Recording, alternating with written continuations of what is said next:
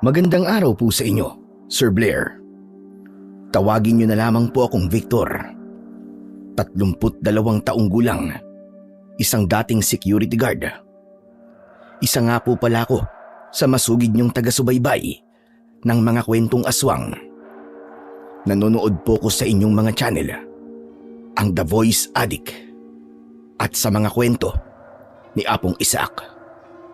Kaya naman po nainganyo ko na ipadala rin po sa inyo ang kwento ng aking karanasan. Taglay ko po ang isang mutya ng saging. Nakuha ko po ito nung paslit pa lamang ako sa tulong ng lolo ko na isang kilalang antingero at mabangis na manunugis ng mga aswang. Si lolo po ang humubog sa akin. Siya ang nagturo kung paano ko gagamitin ang lakas at kapangyarihan ng mutya. Huling beses ko pong nagamit ang kapangyarihan ito nung bata pa ako. Nang sumugod po kami ni Lolo sa isang liblib na lugar para puksain ang isang kulto ng mga aswang na kung tawagin ay sandugo. Napaslang ko ang isang pamilya ng mga aswang. Yun ang una at huli kong inkwentro sa mga aswang na kasama ang lolo ko. Akala ko ay hindi ko na magagamit ang mutya, pero paglaki ko, magagamit ko pala itong muli sa isang hindi inaasahang pagkakataon. Isang pagkakataon na babago sa takbo ng buhay ko. Para lubos niyong maunawaan ang sinasabi ko, ako muli si Victor. At ito ang aking kwento. Habang nag-iikot ako sa basement parking area, may narinig akong malakas na kalabog. Hindi ko inaasahan yon, lalo na't 2:00 na ng madaling araw. Wala na dapat tao sa parking area kapag ganung oras. Pinatay ko ang flashlight at dahan-dahang naglakad habang sinusundan ko ang tunog at ingay. Nang makalapit na ako, nagtago ako sa isang poste. Yung pwesto, madilim doon dahil patay ang mga ilaw. Pagsilip ko, nagulat ako sa nakita ko. May 5 lalaki na nakapaligid sa isang matandang lalaki na nakaluhod at duguan na. Nakilala ko kagad ang matanda. Siya si Don Jaime. Isa siyang mayamang negosyante na may opisina sa itaas. Yung leader ng mga goons ay nakilala ko din. Siya si Vargas. Kinatatakutan ang lalaking ito, hindi lang dahil sa kanyang reputasyon bilang leader ng ilang malulupit na sindikato. Humihit-hit siya ng sigarilyo bago ito idiniin sa balikat ng matanda. Ano ba kasi kailangan nyo? Pera! Kunin nyo na lahat. Ang pitaka ko, ang relo ko. Huwag nyo lang akong papatayin. Ano ka mo, pera? Akala mo ba barya-barya lang ang habol namin, ha, Jaime? Ibigay mo sa amin ang drive para hindi na kami mahirapan. Ano ba sinasabi nyo? Hindi ko alam yan. Anong drive? Wala akong dalang ganyan. Anak naman ng putya, oo. Huwag mo nga kami pinagluloko. Alam naming nasa iyo yun. Kaya ibigay mo na sa amin. Wala talaga sa akin. Tigilan nyo na ako. Wala kayo mapapala. Kahit patayin nyo pa ako ngayon. Hindi nag-aksaya ng panahon si Vargas. Isang mabilis na senyas ang kanyang ginawa. Biglang hinawakan ng 2 goons si Don Jaime sa magkabila ang balikat para hindi ito makagalaw. Habang ang isa naman ay kumuha ng tubo mula sa likod ng kanilang sasakyan. Isang malakas na palo ang natanggap ng kawawang Don. Dumausdos ang matanda sa sahig. Namilipit sa sakit. Biglang hinablot ni Vargas ang buhok niya at sapilitang pinatingin sa kanya. Huling pagkakataon mo na to, ha? Yung drive. Sabihin mo sa akin kung nasaan. Baka sakaling iwanan ka pa naming humihinga dito. Pero kapag hindi, dudurugin ko mga daliri mo isa-isa hanggang sa hindi ka na makahawak ng kahit isang kutsara. Wala, maniwala kayo. Wala talaga sa akin. Maawa naman kayo. Tama na! Isang malakas na sampal ang muling dumapo sa muka ng matanda. Dahilan para tumalsik ang pustiso nito sa semento. Hindi sila tumigil. Pinaghahampas nila ang matanda. Pero hindi para patayin, kundi para pahirapan. Bawat daing nandun ay parang kutsilyong sumasaksak sa konsensya ko. Nang hindi pa rin makontento si Vargas, kumuha siya ng isang malaking wrench mula sa toolbox at sinimulang itapat ito sa kanang kamay ng matanda. Alam mo, Don Jaime, ikaw ang dapat na maawa sa sarili mo. Pero teka, talaga bang wala sa'yo yung hinahanap namin? O nakalimutan mo na? Bakit? May Alzheimer's ka na ba? Ano ba ang hindi malinaw sa'yo? Kanina ko pa sinasabi. Hindi ko yung kinuha. Wala yun sa akin. Bakit ba kasi sa akin yung hinahanap? Wala nga, wala. Makulit ka talaga, matanda ka, no? Mukhang sawang-sawa ka na talaga sa buhay mo. Kaya tinutodo mo na ang pagsisinungaling. Kitang-kita sa CCTV na ikaw ang pumasok sa opisina. At ikaw ang kumuha nun. Itinaas ni Vargas ang hawak na wrench at nilaro ito sa harap ni Don Jaime. Pinaikot-ikot ito at inilalapit sa kanang kamay ng matanda. Alam mo, Don Jaime, mahilig din naman ako magpaikot-ikot eh. Pero mas paborito ko ang mandurog. Gusto mo bang marinig kung paano lumagutok ang sarili mo mga buto bago bumalik yung memorya mo? Wag. Pakiusap. Wala talaga sa akin ang hinahanap mong drive. Maawa kayo sa akin. Maawa ka, Vargas. Inuubos mo talaga ang pasensya kung matanda ka. Isang mabilis na senyas. Sinunggaban ng dalawang guns ang magkabila ang braso ni Don Jaime. Pinwersa nilang idikit ang kanang palad ng matanda sa magaspang at malamig na semento. Kahit anong pilit na pagbawi ng matanda ay wala siyang nagawa sa higpit ng pagkakahawak sa kanya. Matigas ka, ha? Pwes, hetong sayo! Ang kamay ko! Diyos ko, kamay ko, maawa kayo! Tama na! Tama na! O ano? Magmamatigas ka pa? Sasabihin mo na ba sa amin kung nasan? Sige na, magsalita ka na! Wala talaga sa akin. Wala talaga! Itinayo ng dalawang guns ang matanda at sinandal sa pader. Isa-isa nilang pinagsususuntok ang tiyan nito. Humahalakak sila habang ang matanda naman ay halos mawalan na ng malay. Nakalaylay na ang ulo ni Don Jaime. Vargas, wala talaga sa akin. Patayin niyo na lang ako. Patayin niyo na lang ako! Kung yan ang gusto mo di pagbibigyan kita. Pero ayokong patayin ka na mabilisan. Mas gusto ko yung nahihirapan ka. Naglabas ng balisong si Vargas. Nilaro-laro niya ito sa harap ng matanda. Gusto mo magbakita at maramdaman kung paano kita talupan ng buhay? Wag. Maawa ka, pakiusap. Wag. Sa pagkakataong yun, humigpit ang pagkakahawak ko sa batuta na nasa aking kamay. Alam kong delikado, pero hindi ako pwedeng manatiling nanonood lang sa krimeng yun. Pinagmasdan ko ang paligid. Nagplano ko kung paano ko maitatakas o matutulungan ang kawawang matanda na di nakukompromiso ang kaligtasan namin. Pero habang nag-iisip, napansin ko ang matanda na paminsan-minsang tumitingin sa isang partikular na sulok ng parking area.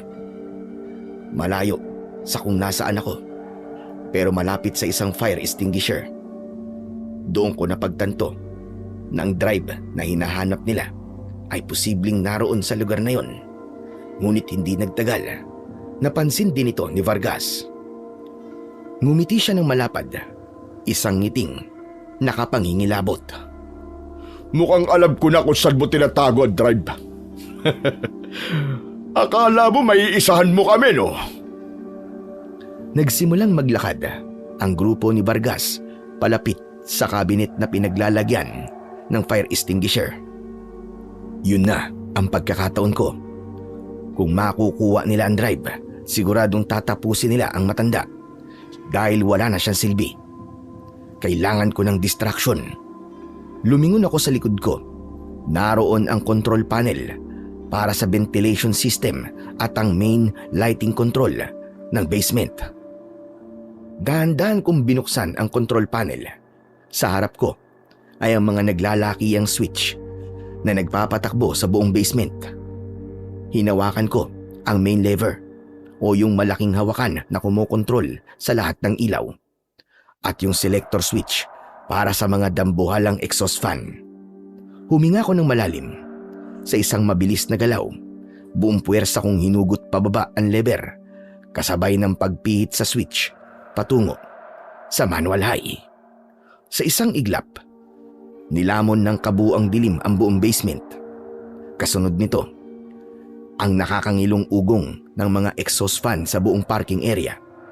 Ang malakas na ugong nito ay sapat na para matakpan ang kahit na anong ingay. Anak ng... Sino yun? Sino nagpatay ng ilaw? Yung matanda! Balikan niyo yung matanda! Nagsisisigaw si Vargas.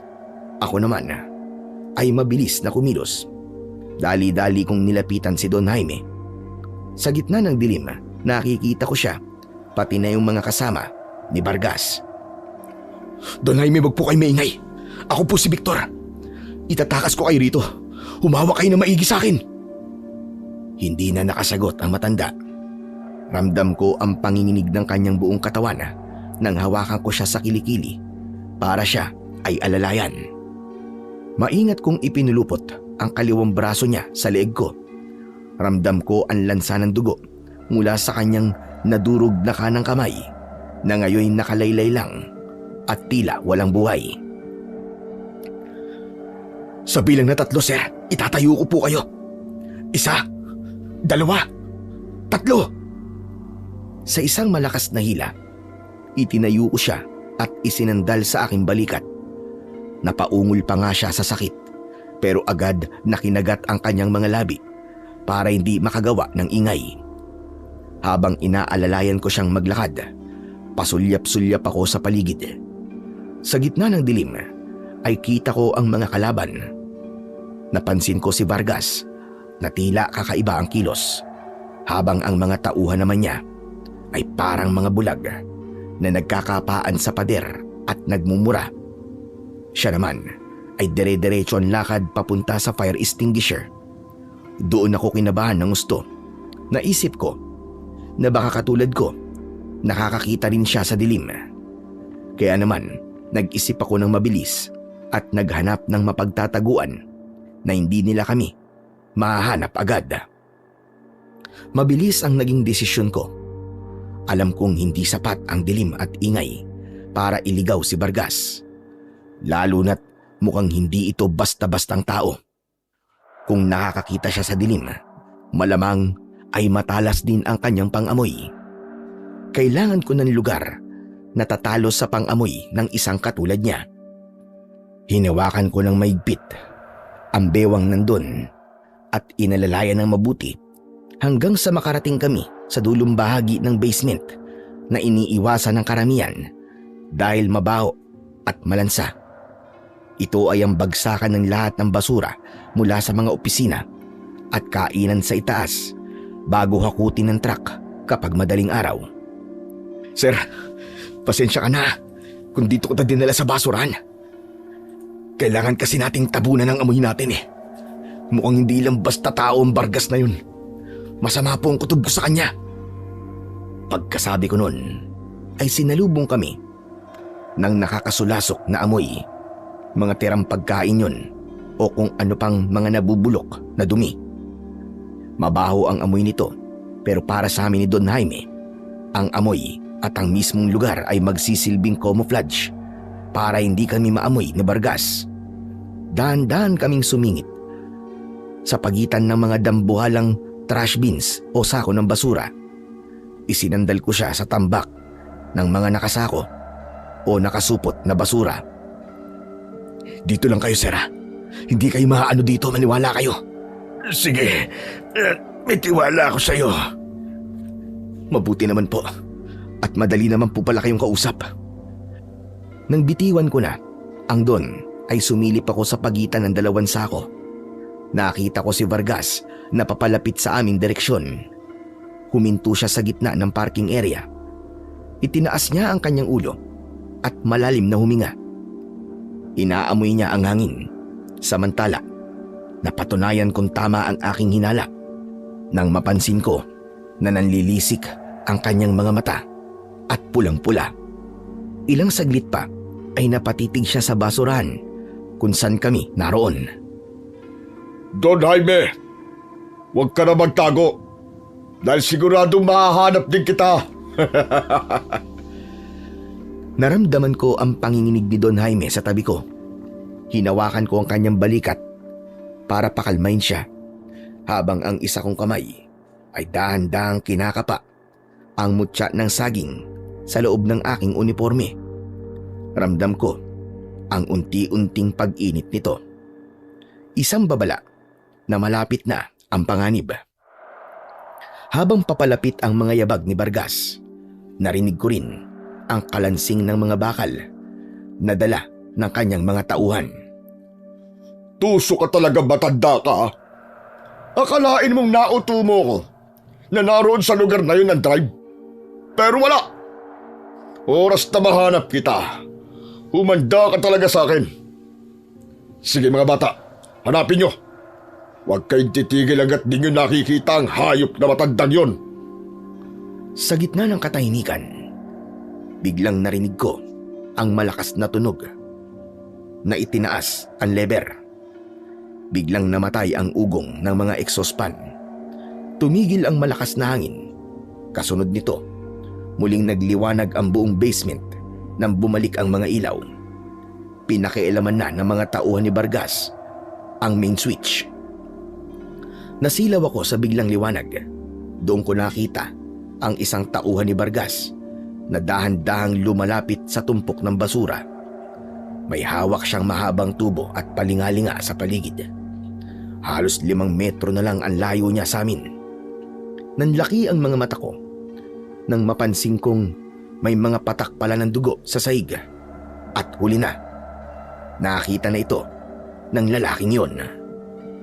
Hindi ko na hinintay na makalapit siya ng gusto. Hinawakan ko ng maigi ang mutya. Ramdam kong dumaloy ang kuryente sa buong braso ko. Binigyan ako nito ng kakaibang lakas. Tumalon ako at lumabas sa aking pinagtataguan. Bago pa man makareact ang lalaki, agad ko na siyang sinuntok. Tumilapon siya ng buong lakas sa windshield ng isang sasakyan. Maging ang bubong ng sasakyan ay nayupi sa tindi ng impact. Nabasag ang salamin at agad na umalingaw-ngaw ang malakas na alarm ng sasakyan. Napatigil ang lahat. Ang 4 pang tauhan ni Vargas ay napaatras habang nakatingin sa kasama nilang nakabaon sa wasak na sasakyan. Napalingon ang leader nila sa akin. Sino ka? Bakit ka nakikialam? Isa ka lang hamak na security guard.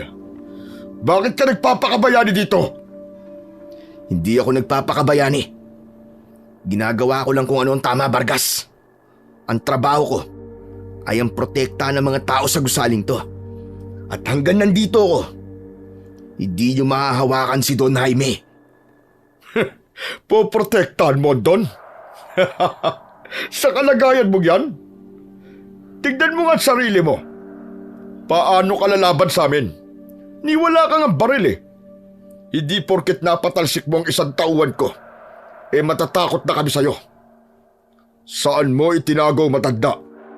Sabihin mo sa akin kung nasan siya para hindi ka na madamay. Nananaginip ka ba ng gising, Vargas? Sa tingin mo ba, ituturo ko sa inyo kung nasan siya? Mamamatay na muna ako bago niyo siya makuha. Gusto mo nang mamatay? Sige, pagbibigyan kita. Pero seryoso, gwardiya. Ano bang balak mong gawin, ha? Lalabanan mo kaming lahat ng mag-isa ka lang? Gamit ang walang kwenta mong batuta? Hindi ako takot sa inyo. At mas lalong hindi ako kinikilabutan sa'yo, hayop ka. Ngayon pa, na nalaman ko kung anong klase ka. Subukan niyo ako. Kung kaya niyo ako. Ayos ka, bata. Mayabang ka. Pero paano mo ako tatalunin kung batuta lang ang hawak mo? Huwag mong minamaliit ang gamit ko. Dahil ang batuta na to ay kayang pumaslang ng isang aswang na katulad mo. Talaga ba? Nakakabilib ka. Mayabang ka. Pero wag na tayong maglokohan dito. Humahaba ang usapan. Nasaan ang matanda? Wala na. Huwag mo nang hanapin ang wala rito. Kung gusto mo nung drive na hinahanap mo, at kung gusto mo nung matanda, kailangan mo muna akong kalabanin. Pero babalaan kita. Hindi mo magugustuhan ang matitikman mo sa akin. Sige nga, ipakita mo nga sa akin ang galing mo bago kita lapain. Ang dami mong daldal. Lumapit ka na, Vargas. Huwag mo akong daanin sa kakasatsat mo. Ikaw ang magpakita ng tapang. Ngayong hindi na matanda ang nasa harap mo. Gusto mo talaga mamatay ng maaga? Sige mga bata, patayin niyo ang taong yan. Teka. Bakit naman yung mga tauhan mo ang inuutusan mo? Akala ko pa naman tayo maghaharap. Duwag ka ba? Anong sabi mo? Sabi ko, kung duwag ka ba? Akala ko tayo magkakasubukan eh. Yung pala magtatago ka sa likod ng mga tauhan mo. Takot ka sa akin oh. Takot ka sa batuta ko. Huwag mo akong hamunin, hayop ka. Baka hindi mo magustuhan ang gagawin ko sa'yo. Yun nga ang hinihintay ko eh. Yung gagawin mo. Yung ikaw mismo ang lumapit sa akin. Kasi kung itong mga tauhan mo lang ang itatapat mo sa akin, sayang lang ang oras ko. Nakita niyo naman yung nangyari sa isa niyong kasamahan, di ba? Ayan oh, tulog na. Ewan ko kung magigising pa yan. Lumingon si Vargas sa kanila. Pagkatapos ay muling ibinalik ang paningin sa akin. Lalong nagdilim ang kanyang anyo. Sumenya siya sa kanyang mga tauhan. Bigla silang umatras. Yan! Ganyan nga. Sige, kung akong gusto mong pumatay sa'yo, pagbibigyan kita. Hindi na ako nakasagot kay Vargas. Bigla kasi siyang kumilos. Bago pa man ako nakaporma ng depensa, naramdaman ko ang kanyang mga kuko na bumaon ng bagya sa uniforme ko.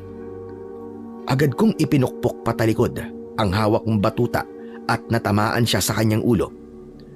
Napabitaw si Vargas habang hawak ang kanyang ulo. Doon ko nakita ang gulat sa kanyang mga mata. Hindi niya akalain na masasaktan siya ng isang tulad ko. Lapastagan ka! Sige mga kasama, sugurin niyo na siya. Huwag niyo nang patagalin ang buhay ng isang yan. Sa isang iglap, nawala ang konsepto ng tapatang lalaki. Sabay-sabay na lumusob ang apat na lalaki mula sa magkakaibang direksyon. Ang dalawa ay may hawak na tubo, ang isa ay kutsilyo, at ang huli ay bumunot ng baril. Hindi ako umatras. Agad kong sinalubong ang may hawak ng tubo. Gamit ang puwersa ng mutya, hinampas ko ang kanyang braso. Bago pa man niya ako mapalo, narinig ko ang lagutok ng buto at ang pagkalansing ng tubo sa semento. Agad kong sinundan ng malakas na sipa sa dibdib. Tumalsik ng ilang metro ang lalaki at tumama sa gilid ng isang poste hanggang sa mawalan siya ng malay. Bigla akong hinarap ng lalaking may dalang baril. Nagpaputok ito ng sunod-sunod. Pero dahil sa talas ng pakiramdam na ibinibigay sa akin ng mutya, mabilis akong gumulong sa likod ng gulong ng isang malaking SUV. Tigil! Bakit ka nagpapatok? Sira ulo ka! Itigil mo yan! Pinatigil ni Vargas ang kanyang mga tauhan dahil sa sunod-sunod na putok ng baril. Ito ang nagbigay ng signal sa mga kasama kong gwardiya sa building. Maya-maya pa ay narinig na namin ang malalakas na sirena ng mga pulis. Nagtama ang paningin namin ni Vargas. Sa huling pagkakataon, nakita ko ang pag-atras ng kanyang mga kuko at ang pagbalik ng kanyang pagiging tao. Hindi pa tayo tapos, tandaan mo yan. Hindi pa tayo tapos! Dahil sa papalapit na ingay ng mga otoridad, mabilis niyang inaya ang kanyang mga tauhan na nagagawa pang tumayo. Nagmadali silang lahat na sumakay sa kanilang sasakyan. Bago kami umalis, may sasabihin ako sa'yo. Sabihin mo doon sa matanda na kapag hindi niya ibinigay sa amin ang drive, kukunin ko ang anak niya. Mabilis nilang pinaharurot ang sasakyan nila palabas ng parking area. Naiwan akong nakatayo. Hingal habang dahan-dahang nawawala ang init ng mutya sa aking dibdib. Agad akong bumalik sa pwesto ng matanda nang marinig ko siyang umungol. Don Jaime, wala na sila. Nakaalis na ang mga hayop na yun. Victor, salamat. Kung hindi dahil sa'yo, baka pinatay na nila ako. Huwag niyo na munang isipin yan, sir. Ang mahalaga, ligtas na kayo. Naririnig niyo ba yung mga sirena? Papasok na ang mga pulis. Wala nang mangyayaring masama sa inyo. Bahagyang ngumiti ang matanda. Isang tipid na ngiti ng pasasalamat. Maya-maya ay bigla kong nakita ang pagpikit ng kanyang mga mata. Sir! Sir Don Jaime! Don Jaime! Sandali lang, sir! Huwag muna kayo mamamatay! Parating na ang tulong! Pero hindi na sumagot ang matanda. Tuluyan nang nawalan ng malay si Don Jaime dahil sa tindi ng sakit o pagod na dinanas niya sa kamay ni Vargas. Nanatili akong nakatayo sa tabi ng matanda hanggang sa lumapit na ang mga pulis. Ngunit hindi pa man ako nakapagsasalita. Bigla na lang nila akong tinutukan ng baril. Narinig ko ang mga sigaw nila na nagsasabing bitiwan ko raw ang hawak kong batuta at itaas ang aking kamay. Teka, sandali! Hindi ako ang... Hindi ko pa man natatapos ang sasabihin ko. 3 pulis ang lumapit sa akin at sapilitang inagaw sa akin ang batuta. Tapos ay sapilitan nilang binaluktot ang aking mga braso patalikod. Naramdaman ko ang malamig na posas sa aking pulso. Idiniin nila ang mukha ko sa magaspang na sahig ng basement habang ang bigat ng tuhod ng isang pulis ay nakadiin sa aking likuran. Nagulat ako sa bilis ng pangyayari. Mula sa pagiging tagapagligtas, ako na ngayon ang naging sospek. Nakita ko ang ibang mga pulis na pinaligiran ang walang malay na si Don Jaime. At kasabay ng pagsakay nila sa akin sa mobil, isinakay na rin ang matanda sa ambulansya. Wala na akong nagawa sa pagkakataong yon, kundi ang pumikit at sumandal sa malamig na upuan ng sasakyan.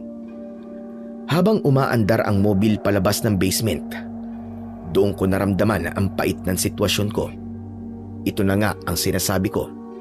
Ito ang dahilan kung bakit nagdadalawang isip ako kanina na makialam o gamitin ang taglay kong lakas. Sa tuwing ginagamit ko kasi ang kapangyarihan ng mutya ng saging, lagi na lamang may kapalit na kamalasan.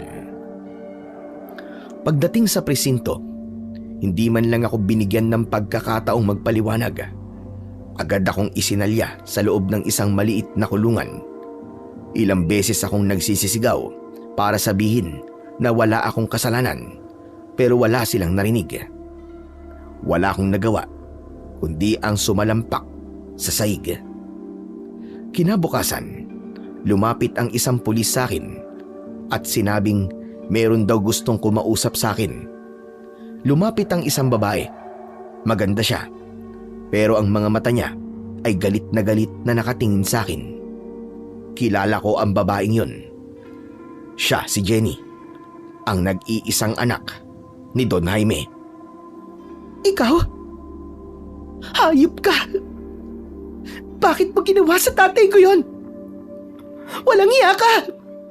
Ma'am, sandali lang po, nagkakamali kayo. Mali po ang iniisip niyo, ma'am. Mali? Anong mali? Ikaw lang ang nakita kong tao sa basement kasama ang tatay ko. Tapos sasabihin mong mali ang iniisip ko? Ang kapal ng mukha mo! Hindi ako ang kalaban dito. May ibang gumawa nito sa kanya. Si Vargas. Siyang nanakit sa tatay mo, hindi ako.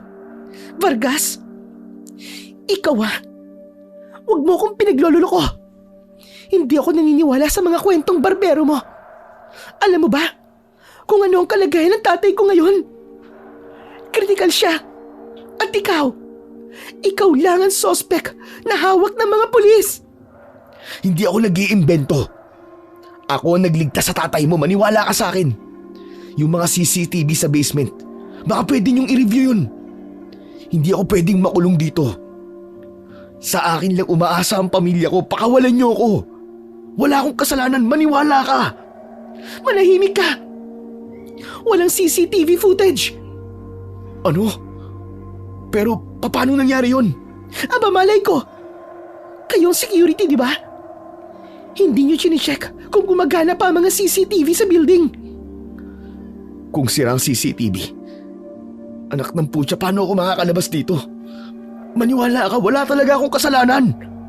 Huwag kang sinungaling. Alam ko na, kailangan mo ng pera, no? Siguro, alam mo may bitbit na malaking pera ang tatay ko, kaya tinarget mo siya. Sinubukan mo siyang hold upin. O baka naman, binayaran ka ng mga kalaban ng pamilya namin para itumba siya. Magkano ba ang binayad nila sa'yo? Ang tigas naman ng ulo mo eh. Hindi nga sabi ako. Kung talagang ako may gawa nun, bakit ko pa hinintay na mahuli ako ng mga pulis? Sige nga. Kung tutuusin, may oras akong tumakas pero hindi ko ginawa. Binantayan ko ang tatay mo dahil malala ang pagkakabugbog sa kanya. Isipin mo naman ng maayos. Huwag naman kayo nagbibintang agad-agad. Hindi ako nang bibintang. Humanda ka. Oras na mapatunayang ikaw talaga nanakit sa tatay ko. Sisiguraduhin kong mabubulok ka sa kulungan. Isa ka lang security guard. Akala mo ba makakalusot ka sa akin? Wala akong kasalanan. Ang totoo nga yan, ma'am. Ikaw ang kailangang humanda. Ikaw ang kailangang mag-ingat. Ano? Pinagbabantaan mo ba ako? Hindi kita pinagbabantaan. Si Vargas ang sabi niya, kapag hindi nila nakuha ang drive, ikaw ang kukunin nilang kapalit. Papatayin ka nila, maniwala ka. Drive? Anong drive? Niloloko mo ba ako? Nagsasabi ako ng totoo. Kailangan mo mag-ingat.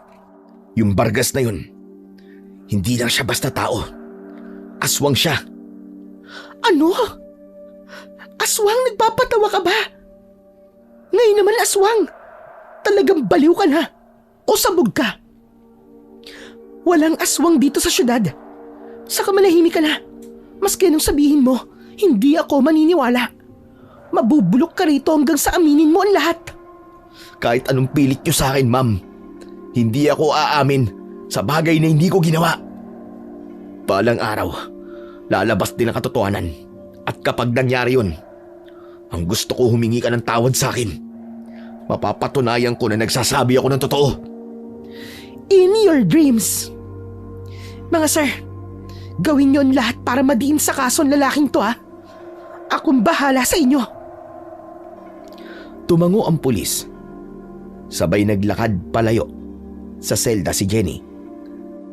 Sinundan siya ng tingin ng pulis bago ako muling iniwan sa loob ng malamig at mabahong selda. Napasandal ako sa rehas. Napailing na lang ako sa tindi ng kamalasang sinapit ko. Diyos ko, huwag naman sanang mamatay si Don Jaime. Dahil kapag nangyari yun, Yari talaga ako. Murder ang isasampa sa akin ng maarting yun. Huminga ako ng malalim at kinapa ang tapat ng aking puso.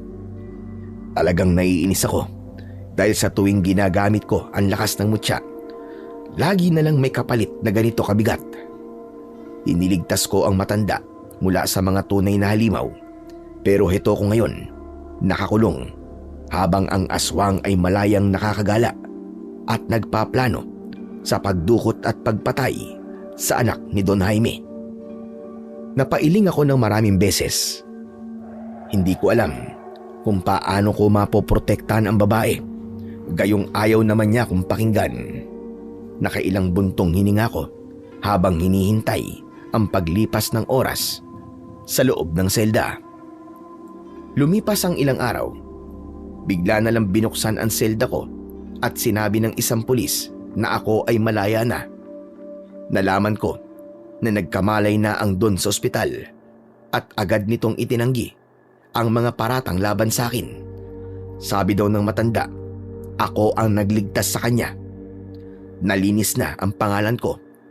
Pero sa kabila ng katotohanan ito, wala man lang humingi ng tawad sa akin sa presinto. Walang pasensya na o sorry mula sa mga pulis dahil sa pagkakamaling ikinulong ang isang inosenteng tao. Pinalabas nila ako na para bang walang nangyari. Samantala, dahil sa nangyari, ay nawalan ako ng trabaho. Hindi na ako tinanggap kahit absuelto ko. Pero isang linggo ang lumipas, biglang may humintong luxury car sa tapat ng bahay ko. Nang buksan nila ang pinto ng sasakyan, nakita ko si Don Jaime. Agad akong tumayo bilang respeto sa matanda. Lumapit siya sa akin. Victor Iho, kumusta ka na? Pasensya ka na kung ngayon lang ako nakadalaw sa'yo. Ayos lang po yun, Don Jaime. Mabuti naman po't nakalabas na kayo ng ospital. Tsaka mukhang malakas na kayo ah. Salamat sa'yo, Victor. Kundi dahil sa'yo, baka nabubulok na ako sa sementeryo ngayon. Wala po yun, sir. Ginawa ko lang naman po kung anong dapat eh. Pero, ito pa nangyari sa akin. Nabalitaan ko ka nangyari sa'yo. Tinanggal ka raw ng agency dahil sa nangyari. Ikinalulungkot ko na dahil sa akin nawalan ka ng hanap buhay at nabalitaan ko din na ikinulong ka nga at kinasuhan pa ng anak ko. Kaya nga po eh. Pero mabuti na lang po at nakalabas din kagad ako. Pasensya ka na kung nangyari ang lahat ng yun na dahil sa akin. Ayos lang po yun. Nangyari na eh. Kalimutan na lang natin. Teka, siya nga pala. Nandito ako para bigyan ka ng pabuya. Ipinaabot ng Don ang isang brown envelope sa kanyang tauhan at ibinigay yon sa akin. Nung una, ay alanganin akong kunin to, pero dahil sa pagpupumilit niya, kinuha ko na rin ito mula sa kanya. Nang buksan ko ito, ay nakita ko ang lilibuhing mga pera. Sa kapal ng bundle, hindi imposible. Naabutin yon ng 100,000 piso. Napatingin ako kay Don Jaime. Hindi ako makapaniwala sa laki ng halagang ibinibigay niya. Ang pangyayaring ito ay hulog ng langit para sa akin. Pero kasabay nito ay ang kaba na alam kong may mas malalim pang dahilan ang matanda kung bakit ganito siya kagalante sa akin. Sir, pasensya na pero hindi ko kayang tanggapin to. Bakit, Victor? Kulang ba yan? Sabihin mo lang at dadagdagan ko. Hindi naman po sa ganun, sir. Hulog na po ito ng langit para sa pamilya ko. Lalo na't wala akong trabaho ngayon. Pero sir, hindi to tama eh. Iniligtas ko kayo dahil yun ang nararapat. Hindi dahil naghihintay ako ng bayad. Iho, huwag kang magmalaki. Kailangan mo yan. Kunin mo na. Nakakahiya po sir eh. Di ko po talaga yan tatanggapin. Ang gusto ko lahat ng pera ay paghihirapan ko sir. Saka sir, ayoko pong isipin ng ibang tao na kaya ako kayo tinulungan dahil gusto ko ng reward. Hindi po ako ganong klase ng tao. Alam kong hindi ka ganong klase ng tao, Victor. Kaya nga kita pinuntahan dito para personal na iabot sa'yo ang pera. Kung ayaw mong tanggapin ito bilang reward, tanggapin mo to bilang bayad sa mga abala na nagawa ko sa'yo. Sir, itabi niyo na lang po ito. Sapat na po sa akin na nalaman ng lahat na wala akong kasalanan. Ayos na po na nalinis ng pangalan ko para makapag-apply na ulit ako ng trabaho at muli akong pagkatiwalaan ng mga security agency. Naghahanap ka ng trabaho? Kung ganun ay tama-tama palang pagparito ko. Sa totoo lang, ay hindi lang naman itong pera ang gusto kong ibigay sa'yo. Ang totoong sadya ko dito ay gusto kitang kunin bilang isang personal na bodyguard. Po? Talaga po bibigyan niyo ako ng trabaho? Aba, yan ang gusto ko, sir. Ayos yan. Magiging mabuti at magaling po akong bodyguard sa inyo, sir. Hindi ako babantayan mo. Kinukuha kita bilang personal bodyguard ng anak ko si Jenny. Nakita ko kung paano mo nilabanan si Vargas. Ikaw lang ang may kakayahang labanan ang kasamaan ng lalaking yon. Bibigyan kita ng 3 beses na mas malaki sa kinikita mo. May insurance at mga bonus pa. Napatitig ako kay Don Jaime. Napakagandang alok nun. Pero nang bigla kong maalala ang kamalditahan ng babaeng anak niya at yung panlalait niya sa akin sa presinto, biglang kumulo ang dugo ko. Sir, pasensya na po. Pero ayoko pala. Hindi ko kayang pagsilbihan ng anak niyo. Aba, bakit naman, Victor? Dahil ba sa sweldo? Pwede natin dagdagan yon. Hindi po tungkol sa pera, sir. Ang totoo niyan, ayoko pong maging bodyguard ng isang spoiled brat. Sa presinto pa lang, sir. Halos isumpa niya na ako eh. Tinawag niya akong hayop, baliw, at sinabing mabubulok ako sa kulungan. Hinamak niya pagkatao ko, sir. Marami siyang sinabing masasakit na salita na hanggang ngayon, nakatatak pa rin sa isip ko. At ang pinakamasakit, hanggang ngayon, kahit nalaman niya nang ako ang nagligtas sa inyo, hindi man lang siya humingi ng tawad, sir. Ay, nako. Alam ko yon. Matigas talaga ang ulo ni Jenny. Masyado siyang nabulag sa yaman at proteksyon na ibinibigay ko sa kanya. Kaya hindi niya nakikita ang halaga ng mga taong katulad mo. Kaya nga po eh. Kaya pasensya na rin po, sir. Hindi ko kayang itaya ang buhay ko para sa taong walang respeto. Humanap na lang po kayo ng iba. Saka, security guard lang po ako. Wala po akong alam sa pagbabantay ng mga maldita. Kumuha na lang po kayo ng pulis o di kaya naman yung mga private army. Sila na lang po ang sweldoan nyo. Makinig ka sa akin, Victor. Hindi sila kailangan ko. Narinig ko ang banta ni Vargas. Kukunin nila ang anak ko. Ikaw lang ang pag-asa ko, Victor. Ikaw lang ang makakatalo sa lalaking yon. Alam ko kung anong klaseng tao ka. Kaya para mo ng awa, pumayag ka na, iho. Anong ibig mong sabihin, sir? Anong klaseng tao po ba ako? Isa kang antingero. Dahil nagmamay-ari ka ng isang malakas na mutya. Tama ba ako? Paano niyo po nalaman ang tungkol doon? Sino po nagsabi sa inyo? Walang nagsabi sa akin. May alam lang ako tungkol sa mga anting-anting at agimat. Maging sa mga mutya, Victor. Kaya alam ko. Di ba may mutya ka? Wala po. Baka nagkakamali lang po kayo. Hindi ako pwede magkamali, Victor. Ang lolo ko ay dating isang albularyo at manunugis din ng mga aswang. Mutya ng saging ang hawak mo. Teka, paano niyo po nalaman pati ang uri ng mutyang hawak ko? Hindi ko pa po ito naipapakita kahit kanino, sir. Sabi ko naman sa'yo, nung bata pa ako, nakita ko na kung paano kuminang ang ganyang uri ng mutya. Saka, may kakaibang amoy yan.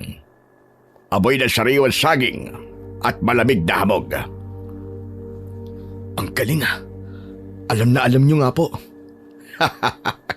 Talaga? Kung ganun, alam niyo din ba na hindi lang basta kung sino ang Vargas na yon? Alam ko. Hindi lang siya basta isang kriminal o hudlum. Isa siyang aswang. Isang mabagis at papanganib na aswang. Kaya nga ikaw ang kailangan ko. Pero sir, sabi ng lolo ko, ang mutyang nakuha ko ay mapili. At bawat gamit ko, laging may bawi. Kita nyo naman sir, iniligtas ko kayo pero heto ako ngayon. Tambay, walang trabaho, at muntik pang mabulok sa selda. Yun lang ba ang problema mo? Ang balas na sinasabi mo ay kaya nating kontrahin sa pamamagitan ng paggawa ng mas malaking kabutihan. Talaga? Kayang makontra to? Oo naman, at hindi lang makukontra. Dahil kapag nagamit mo yan ng tama, ang balas ay magiging swerte. Inuuto nyo yata ako eh. Ayoko pa rin. Hanap na lang po kayo ng iba. Marami naman pong ibang antingero o albularyo dyan na pwede nyo pong bayaran. Sila na lang po. Hindi ako pwedeng magtiwala sa kahit na kanino. May kulto sila. Hindi sila basta-basta kalaban. Baka mamaya yung makuha ko ay kaalyado pa nila. Marami sila iyo, kaya wala akong dapat na pagkatiwalaan. Ikaw lang, kaya tulungan mo ko. Para mo nag-awa. Napatitig ako sa mga mata ni Don Jaime. Baka sa kanyang muka ang matinding pagsusumamo at ang takot na hindi ko akalaing makikita sa isang taong kasing yaman niya. Habang nagsasalita siya, muli kong naramdaman ang pintig ng mutya sa loob ng aking kasuotan. Tila tumutugon ito sa sinasabi ni Don Jaime. Nanatili akong tahimik ng ilang sandali. Maya-maya pa, nagdesisyon na ako. Sige ho, tatanggapin ko na po ang alok nyo. Pero sa isang kondisyon. Ano yun? Sabihin mo lang sa akin. Kailangan humingi ng tawad sa akin ang anak nyo. Sige, mangyayari yan. Mamayang gabi ay papasundo kita. Sa bahay ka magapunan. Magpapahanda ko ng isang maliit na piging para sa pagkakaligtas mo sa akin. Di naman na po kailangan ng ganun sir eh. Maski simpleng pag-uusap na lang po. Huwag mo na akong tagyan. Kotang-kota na ako sa pagtanggi mo eh. Sige na, hayaan mo na ako magpasalamat sa iyo. Ang tungkol naman kay Jenny, ako na bahala sa kanya. Sisiguraduhin kong mag-uusap kayo mamaya. Huwag kang mawawala, hihintayin kita. Wala na akong nagawa, kundi ang tumango na lang habang pinanonood ko ang pag-alis ng kanyang sasakyan. Naiwan akong nakatayo sa tapat ng bahay namin. Kinakabahan at naiinis sa sarili ko. Hindi ko alam kung bakit ako pumayag na pumunta. Pero ramdam ko na hindi magiging madali ang pagkakataong yun. Pagdating ng hapon, sinundo nga ako ng driver ni Don Jaime. Pagpasok ko sa mansyon nila, sinalubong ako ng amoy ng masarap na pagkain. Pero pagdating ko sa dining area, nandun na si Jenny. Nakaupo sa dulo ng mahabang mesa, naka-cross arms at halatang labag sa loob ang presensya ko doon. Oh, Victor iyo, maupo ka. Jenny, batiin mo ang bisita natin. Ang taong nagligtas sa tatay mo. Dahan-dahan akong umupo sa bakanting upuan malapit kay Jenny. Tumikhim si Don Jaime at binasag ang nakakabinging katahimikan sa aming dalawa ng anak niya. Jenny, may sasabihin ka kay Victor, hindi ba? Okay, fine. I'm sorry. Pasensya ka na sa mga nasabi ko. Masyado lang ako nag-alala sa papa ko. Okay na. Anong masasabi mo, Victor? Tanggap mo ba ang paumanhin ng anak ko? Sir, parang parang kulang sa diin sir eh. Para pong pilit yung paghingi niya ng tawad eh. Teka nga, nag-sorry na ako, di ba? Ano pa bang gusto mo? Gusto mo bang lumuhod pa ako sa harap mo? Don't push your luck, Victor. Kung hindi lang dahil kay Papa, wala ka rito sa pagkainan namin. Jenny, huwag kang bastos. Victor is our guest.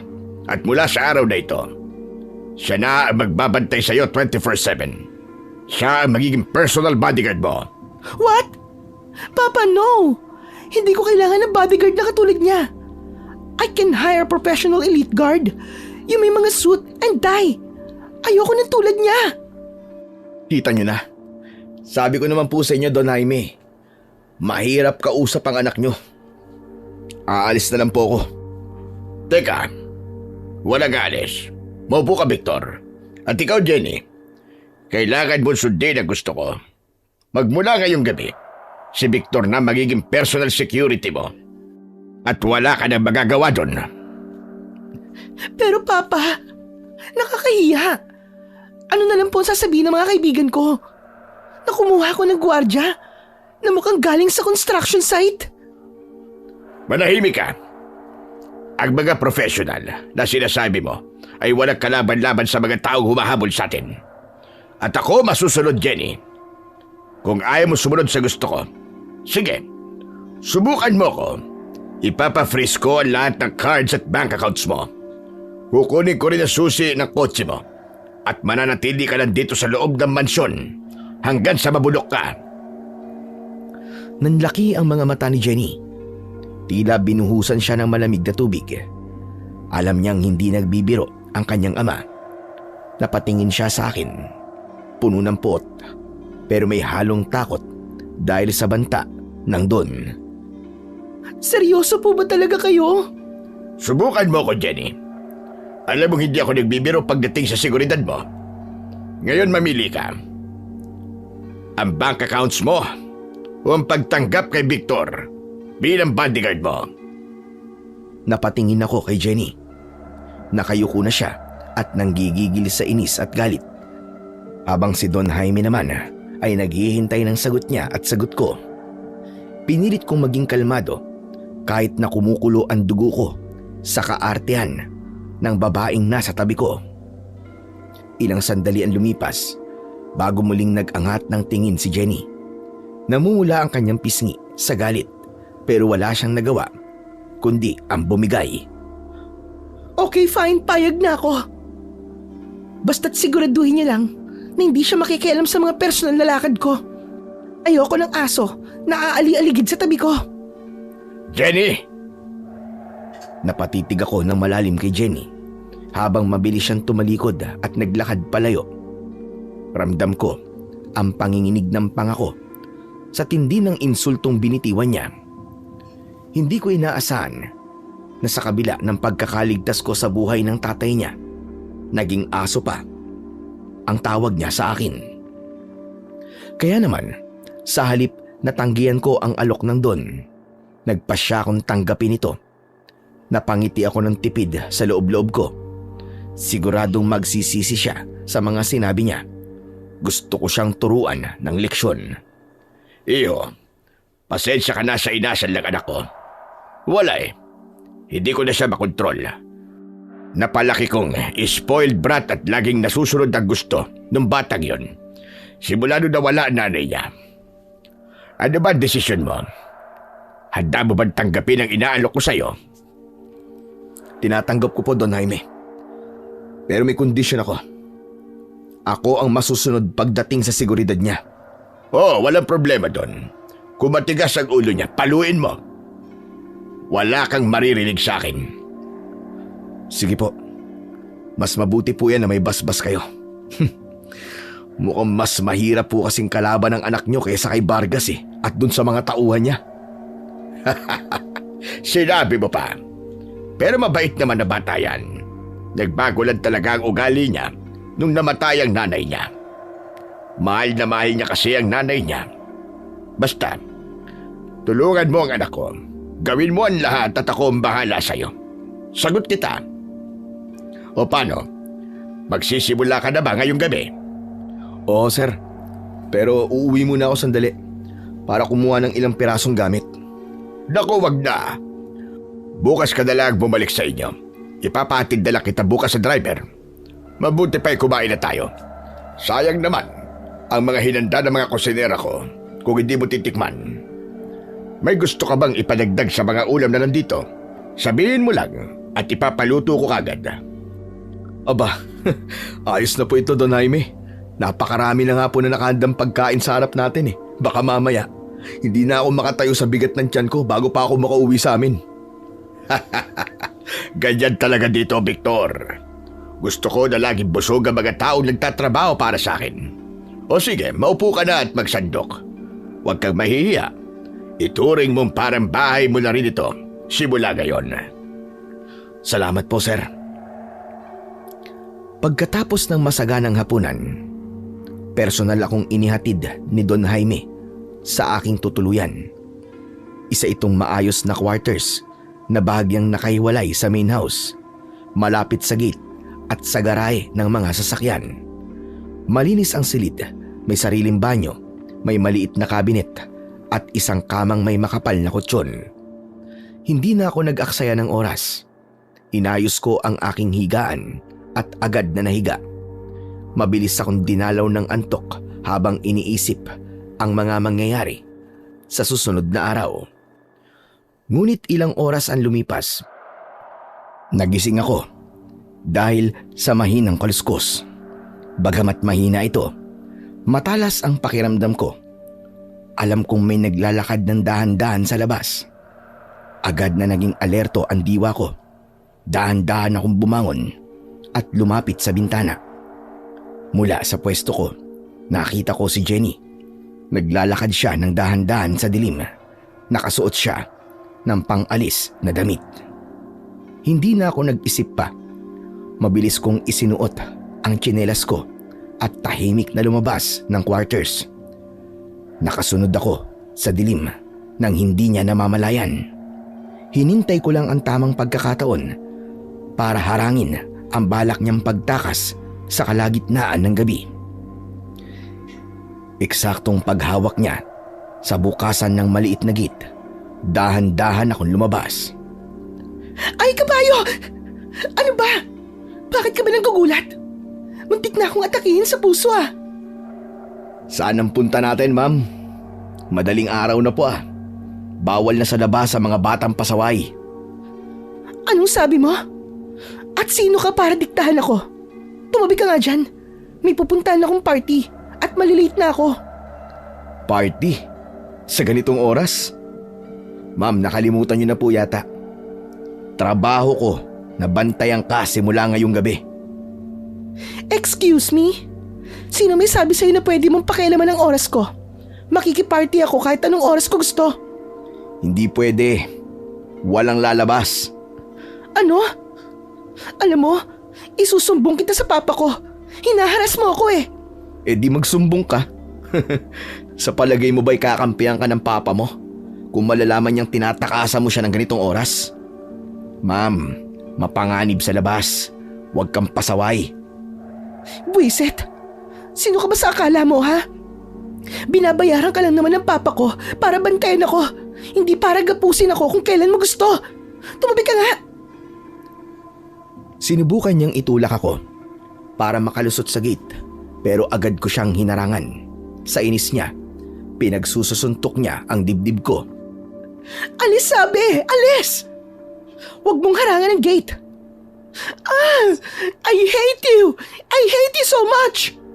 Ma'am, tama na yan. Nakakabulabog na kayo. Bumalik na lang kayo sa loob ng mansyon. Wala akong pakialam. Lalabas ako sa ayaw at sa gusto mo. At saka... Hindi ko na pinatapos ang sasabihin ni Jenny. Sa isang mabilis na galaw, binuhat ko siya na parang sako ng bigas sa aking balikat. Teka! Ibaba mo ako! Ibaba mo ako, Victor! Pasensya na po, ma'am. Pero dahil ayaw po niyong maglakad pabalik ng kusa, ganito na lang po ang gagawin natin. Ako na po magdadala sa inyo sa loob. Nagpumigla si Jenny. Pinagsususuntok niya ang likod ko, pero tuloy-tuloy lang ako sa paglakad papasok sa mansyon. Walang nagawa ang dalaga, kundi sumigaw sa galit habang dahan-dahang nawawala ang pag-asa niyang makatakas sa mahigpit na pagbabantay ko sa kanya bilang kanyang bagong bodyguard. Samantala, pagpasok namin sa mansyon, biglang bumukas ang lahat ng mga ilaw. Napahinto ako nang makita si Don Jaime na nasa tabi ng switch. Nakapantulog siya at seryosong-seryoso ang kanyang muka habang nakatingin sa aming dalawa. Dahan-dahan kong ibinaba si Jenny. Hindi ako makatingin sa matanda dahil sa hiya. Nakita niyo na, Papa? Binastos niya ako. Hinaras niya ako. Paalisin mo na siya, please. Ayoko na sa kanya. Patawarin mo ako. Pero walang aalis, Jenny. Ano? Pero bakit po? Teka, bakit ka nagtatanong? Ako ang dapat nagtatanong sa'yo. Saan mo babalak pumunta? Hindi ka yata nagpaalam sa akin. Huwag niyo pong ibayin ang usapan. Hindi yun ang point dito eh. Binastos niya ako, binuhat niya ako. Nasaktan ako sa ginawa niya. Tama lang naman ang ginawa niya. Dahil kung di ka niya binuhat pabalik dito, malamang ay kung saan-saan ka na naman nakarating. Delikado ang buhay mo sa labas. Mag-ingat ka naman, Iha. Mabutit nandito si Victor dahil kung hindi... Wait, kakampihan niyo ang lalaking bastos na to? Pa, ako ang anak niyo. Ako ang dapat pinakikinggan at kinakampihan niyo. Manahimik ka. Victor, siya nga pala. Salamat Huwag ka mag-alala. Hindi naman ako galit. Tama lang ang ginawa mo. Sa susunod kung kinakailangan mo siyang itali mo siya sa silya para hindi makatakas. Napanganga si Jenny. Hindi siya makapaniwala na ang tatay niya na laging sumusunod sa gusto niya ay kampi na ngayon sa akin. Wala nang nagawa ang dalaga kundi ang tumingin sa akin ng matalim. Siguro kung nakamamatay lang ang tingin, malamang ay kanina pa ako nakahandusay sa sahig. Padabog siyang naglakad, paakyat ng hagdan. Pero bago siya tuluyang mawala sa paningin namin, lumingon siya sa akin. Pagsisisihan mo ang ginawa mo sa akin. Hindi pa tayo tapos. Wala akong nagawa sa sandaling yon, kundi ang mapangiti ng lihim. Lalo na nang pabagsak niyang isinarado ang pintuan ng kanyang kwarto. Hinarap ko si Don Jaime na bahagya pang umiling habang nakatingin sa itaas. Pasensya ka na, Iho. Ganyan talaga batang yan. Kapag hindi nakukuha gusto. Pero tama ang ginawa mo. Huwag ka mag-alala. Akong bahala sa kanya bukas. Sige po sir, salamat po. Magpapahinga na rin po ako. Tumanguan doon bilang pamamaalam. Matapos yun ay bumalik na ako sa aking quarters para muling magpahinga. Habang naghuhubad ako ng t-shirt, naramdaman ko ang bahagyang kirot sa aking likod at dibdib na pinagsususuntok at pinagsisisipa ni Jenny kanina. May diin din ang mga kamao ng dalaga. Natawa ko sa sarili ko habang nakatingin sa salamin. Taglay ko ang mutya ng saging na kayang magbigay ng kakaibang lakas at tigas ng katawan para hindi tablan ng mga kagat at kalmot ng aswang. Pero hindi ito umubra para maging manhid sa mga suntok ng isang malditang dalaga. Napagtanto ko na ang kapangyarihan ng mutya ay para lamang sa totoong panganib at hindi yung proteksyon sa atake ng isang spoiled brat na babaeng nagwawala dahil hindi nakalabas ng bahay. Kinabukasan, 7:00 pa lang ng umaga ay nakahanda na ako sa tapat ng sasakyan para hintayin at ipag-drive si Jenny papasok sa opisina. Pero lumipas ang ilang oras, wala pa rin siya. Alam kong sinadya niya ito. Gusto niyang paghintayin ako at pagmukain tanga. Gusto din niyang malate siya sa kanyang meeting na siguradong sisisihin niya ako sa huli. Sumandal na muna ako sa pinto ng kotse at hinayaan ko lang siya sa trip niya. Hindi niya alam na mas mahaba ang pasensya ko kesa sa listahan ng mga reklamo niya. Bandang 9:30 nang lumabas siya. Suot ang isang mamahaling business suit at shades. Dire-diretso siyang sumakay sa likod at pabagsak na isinarado ang pinto ng sasakyan. Maya-maya, bumaba ang salamin ng kotse nang hindi ako agad pumasok sa loob para ipag-drive siya. Ano pang hinihintay mo dyan? Ipag-drive mo na ako. Malilate na ako sa board meeting dahil sa bagal mo. Excuse me po ma'am, kaninang 7:00 pa po ako dito. Ikaw ang mabagal, hindi ako. Shut up! Mag-drive ka na nga lang. Hindi ako sumagot. Pinaandar ko na lang ang sasakyan at mabilis kaming nakarating sa opisina. Pagbaba namin, halos tumakbo na siya papasok ng building. Sumunod lang ako sa likuran niya. Alerto ang mata sa paligid. Sumakay kami sa elevator. Pero bago pa sumara ang pinto, isang lalaki ang humabol at nakisabay sa amin. Nakasuot siya ng gray na jacket at may suot na cap na halos tumakip na sa kanyang muka. Biglang nanayo ang balahibo ko sa batok. Tapos ay nag-init din ng mutya sa aking dibdib. Dahan-dahan kong inilagay ang sarili ko sa pagitan ni Jenny at ng lalaki. Napansin ni Jenny ang pagharang ko sa kanya. Kaya kinurot niya ako sa likod. Ano ba, Victor? Ang sikip na nga, humaharang ka pa. Tumabi ka nga. Hindi ako gumalaw. Nanatili akong nakaharap sa lalaki habang ang kamay ko ay dahan-dahang bumababa sa aking bewang. Nakita ko sa refleksyon ng bakal na pinto ng elevator na pasimpleng kinakapa ng lalaki ang loob ng kanyang jacket. Brad, anong floor ka? Hindi ka pumindot eh. Sa taas lang. Doon na ako naging alerto. Tanda ko ang boses na yon. Hindi siya empleyado lang.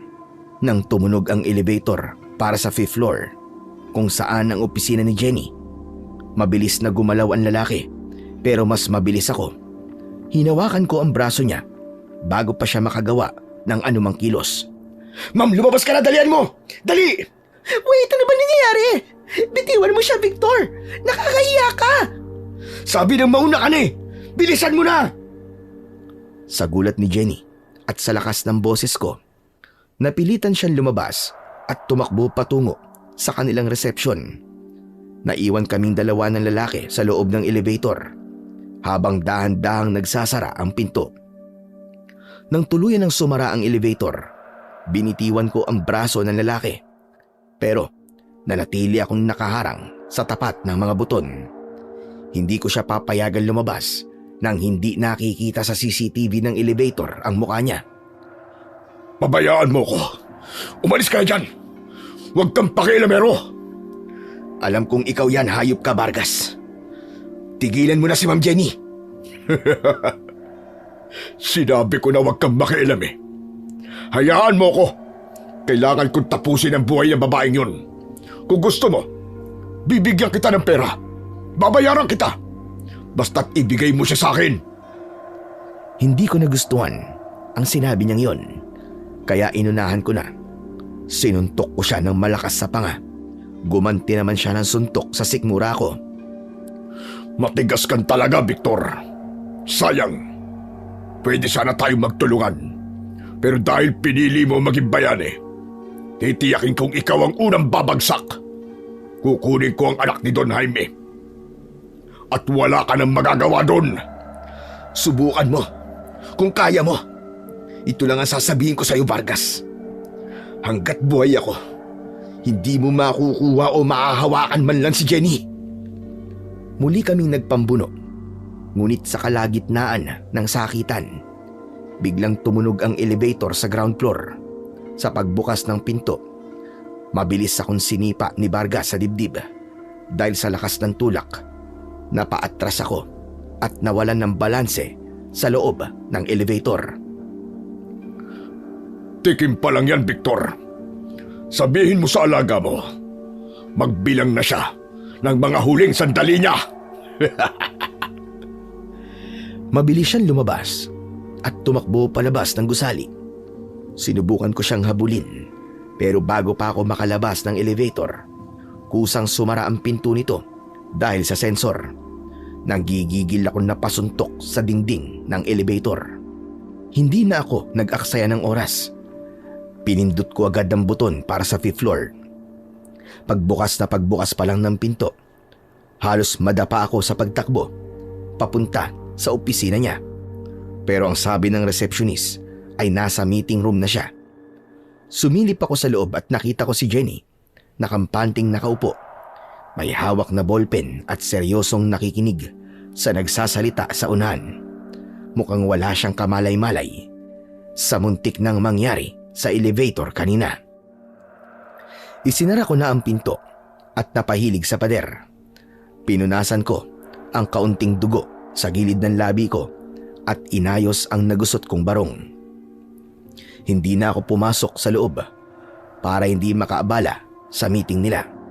Sa halip, naupo ako sa mahabang silya sa labas ng pinto.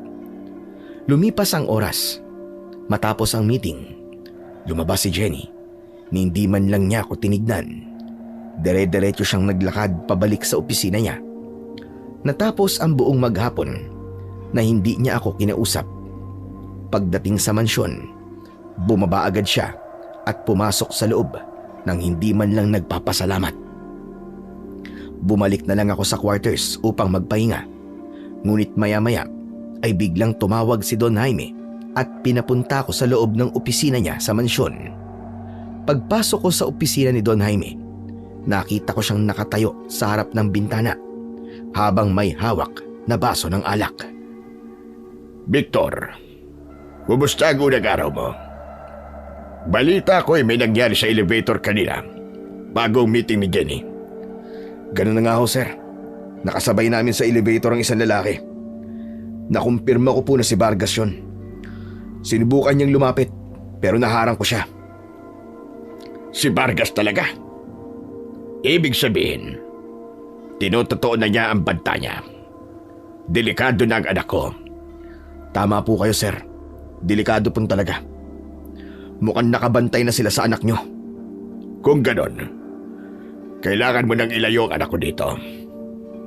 Meron akong safe house sa Tagaytay. Bago lang yun at wala pang nakakaalam na meron akong property doon. Sandali ho. Kami lang huban dalawa ang papupuntahin niyo doon? Oh, Victor. May tiwala ako sa iyo. Alam kong hindi mo pababayaan ang anak ko.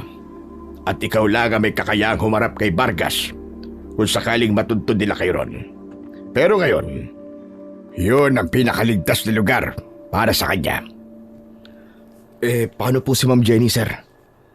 Siguradong magwawala po yun kapag nalamang ilalayo ko siya rito. Ako na ang bahala magpaliwanag sa kanya. Kahit magalit pa siya. Ang mahalaga ay buhay siya. Bukas na bukas din, ihanda mo sa sasakyan at dalhin mo siya sa Tagaytay. Huwag mo na itong ipapaalam sa iba. Kahit sa mga kasambahay o sa ibang gwardya rito. Tayong tatlo lang ang dapat na makaalam. Sige, sir. Susunod po ako sa utos nyo. Ihanda ko na po mga gamit ko at sisiguraduhin kong magiging maayos ang biyahe namin bukas. Salamat, Victor.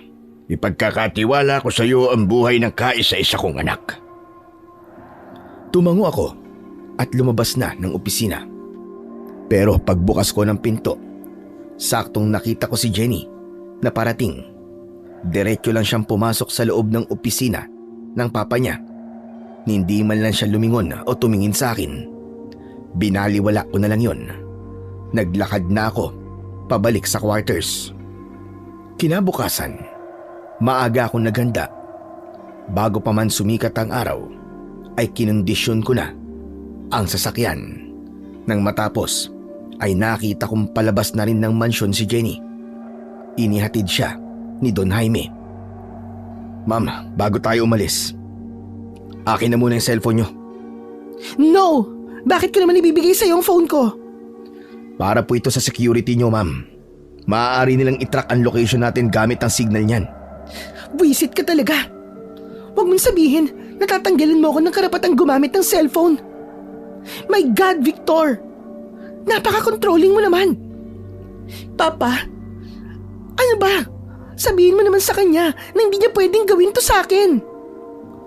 Lumingon siya kay Don Jaime na noon ay nasa tabi at nakamasid sa amin. Malungkot lang na tumango ang Don. Senyales na sang-ayon siya sa ginagawa ko. Walang nagawa si Jenny, kundi padabog na iabot sa akin ang kanyang mamahaling cellphone. I hate you! Sobrang buwisit ka sa buhay ko! Peste ka! Hindi na ako sumagot. Ibinulos ako ang cellphone niya at pinagbuksan ko siya ng pinto. Ilang sandali ay pinaandar ko na ang sasakyan at nagsimula na kaming bumiyahe. Samantala, sa buong biyahe namin patagaytay, wala siyang ginawa kundi ang magmaktol. Mabuti na lang at pagkalipas ng halos 3 oras, narating na din namin ang lokasyon. Nakita namin ang isang napakagandang bahay. Maliit ito kumpara sa mansyon pero maganda, malinis at napakaaliwalas ng paligid. Lumipas ang hapon na hindi kami nag-uusap ni Jenny. Nanatili siyang nasa loob ng kanyang kwarto. Marahil ay nagmumuni-muni o kaya naman ay naiinip dahil wala siyang hawak na cellphone. Sinamantala ko naman ang oras para libutin ang buong sulok ng bakuran. Tinitignan ang bawat posibleng pasukan at labasan ng bahay. Pagdating ng gabi, habang nagkakape ako sa may beranda, nagulat ako nang makarinig ng sunod-sunod na busina. Maya-maya pa ay pumasok sa driveway ang 3 magagarang sasakyan. Bumaba ang grupo ng mga lalaki at babae na mukhang mga anak mayaman. May bitbit silang mga case ng alak, mga supot ng pagkain at mga speaker. Agad na lumabas ng bahay si Jenny na tuwang-tuwa. Halatang kanina pa niya inaasahan ang pagdating ng mga ito. Sinalubong niya ang kanyang mga kaibigan ng may mahigpit na yakap at tawanan. Niyaya niya ang mga ito na pumasok sa loob ng bahay, pero bigla akong humarang sa may pinto. Teka ma'am, ano po ito? Sino nagpapunta sa kanila dito? Bakit sila nandito? Sino pa? Di ako. Umalis ka nga dyan. At huwag kang pahara-harang. Magpa-party kami. Ma'am, safe house po to. Hindi to club. Inilayo ka ng papa mo dahil may banta sa buhay mo. Tapos magpapapunta ka dito ng ibang tao. Shut up! Hindi ako naniniwala sa banta na yan. Panakot niyo lang yan ni Papa para makontrol ako. Pabayaan mo ako. Ako ang amo dito. Kaya ako masusunod. Tumabi ka! Itinulak niya ako, pero hindi ako nagpatinag. Ilang segundo, biglang uminit ng gusto ang suot kong mutya. Halos mapaso ako sa tindi ng enerhiyang inilalabas nito. Agad kong tinignan isa-isa ang mga bisita niya. Doon ko napansin ang unti-unting pagpula ng kanilang mga mata. At sa isang iglap, nagbago sila ng anyo. Tinubuan sila ng pangil at mahahabang kuko. Naging kulay itim din ang kanilang balat. Nagpalit sila ng anyo sa mismong harap namin. Oh my God! Ano yan, Victor? Hindi na ako nag-aksaya ng segundo. Binuksan ko ang pinto at hinablot ko ang braso ni Jenny. Maraas ko siyang hinila papasok sa loob ng bahay. Agad kong sinara ang pintuan. Kasunod nun ay narinig namin ang matutulis na kuko na kumakalmot sa mga pinto at mga dingding ng bahay. Diyos ko, ano ang mga yun, Victor? Anong klaseng nilalang sila? Mga aswang, Jenny. Aswang ang mga yan. Sabi ko kasi sa'yo may pangalib pero ang tigas-tigas ng ulo mo. Ano? Aswang ang mga friends ko? Pero bakit? Paano? Hindi ko alam, pero isa lang ang malinaw sa akin ngayon. Target ka nilang patayin at sigurado ako may kinalaman to sa lahat ng banta sa'yo at sa nangyari sa papa mo. Hindi ko maintindihan. Matagal na kami magkakaibigan ng mga yan At si Papa, ang mga magulang nila magkakaibigan din. Paano kaming naging target nila para patayin? Ano ba ang naging kasalanan ni Papa sa kanila? Hindi ko alam, Jenny. Ang papa mo lang ang makakasagot niyan. Pero teka, paano nga ba nila tayo natuntun dito? Paano mo na ibigay ang address sa kanila? Dahan-dahang inilabas ni Jenny ang isang maliit na backup phone mula sa bulsa ng kanyang suot na jacket. Napasa po ako sa noo sa tindi ng galit. Napamura ako ng malakas. Hindi siya tuloy makatingin sa akin. Ginawa ko lang naman to para inisin ka. Kaya ako sila pinapunta dito. Gusto kong iparamdam sa'yo na hindi mo ako makokontrol. O yan, ngayon, nakuha mo talaga ang inis ko. Nakita mo ng ginawa mo. Pinuntahan tayo ng mga kampo ni Vargas dahil sa kagagawan mo. Dahil sa ginawa mo, dito na tayo mamamatay. Ano, handa ka na bang mamatay? Alam mo ba kung paano nila tayo papatayin?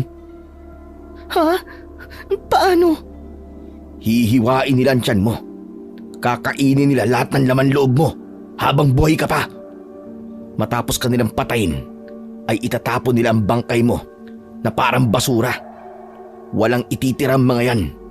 Pati dignidad ng bangkay mo, uubusin nila.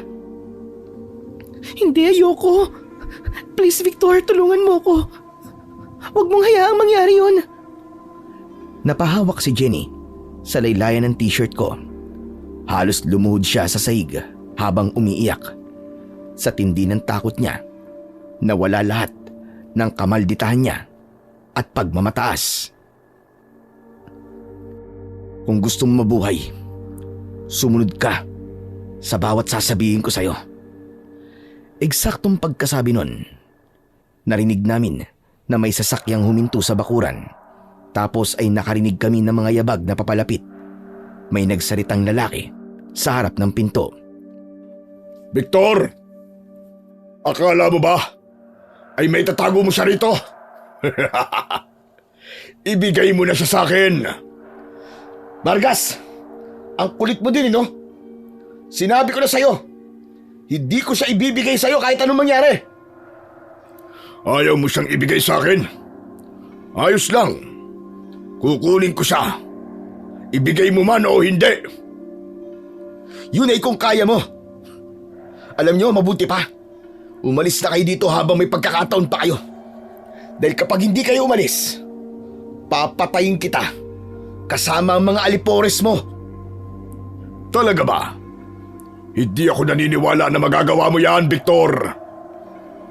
Eksaktong pagkasabi nun, ay may matinding kalabog sa mga bintana at pinto. Nakita kong posibleng bumigay ang mga ito kapag ipinagpatuloy nila ang kanilang mga ginagawa. Masyado na silang naging bayolente at agresibo. Nakita ko ang takot ni Jenny. Makakapasok na sila, Victor. Anong gagawin natin? Papatayin nila tayo. Makinig ka sa akin. May secret room sa ilalim ng bahay na to. Sinabi sa akin ng papa mo tungkol doon bago tayo umalis. Nacheck ko na kanina. Malinis at ligtas doon. Mabilis ko siyang hinila patungo sa kusina.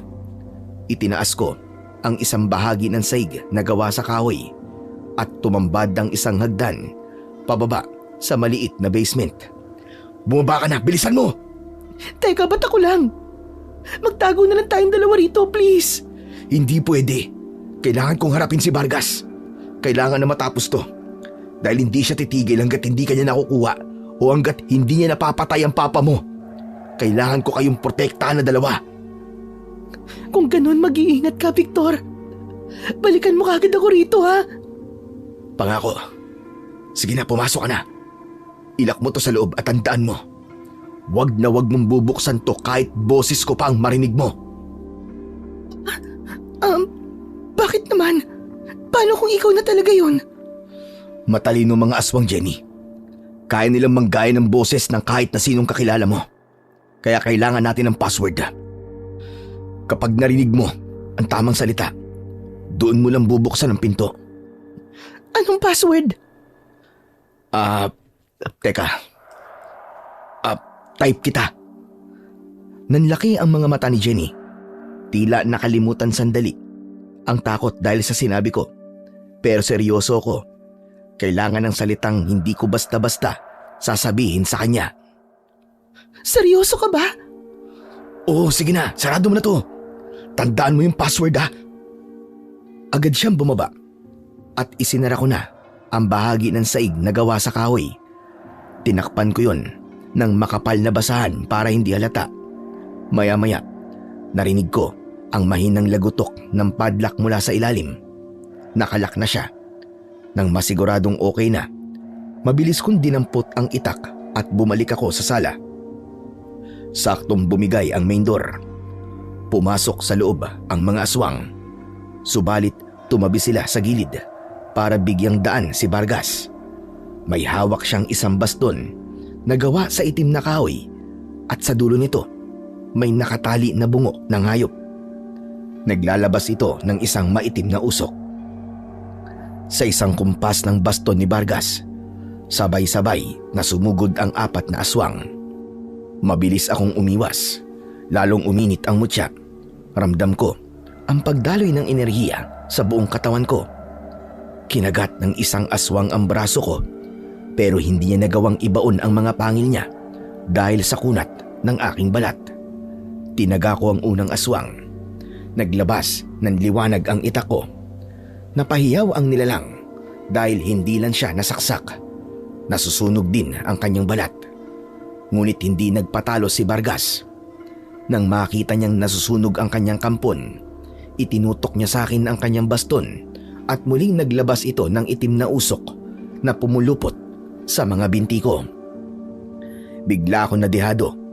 Bumagal ang kilos ko at para bang may mabigat na kadena na nagpapabigat sa mga paa ko. Sinamantala ito ng 2 aswang at sabay nila akong inatake. Sinakmal ng isa ang leeg ko. Kinalmot naman ng isa pa ang aking tiyan. Pero napunit lang ang damit ko at nalantad ang suot kong mutya.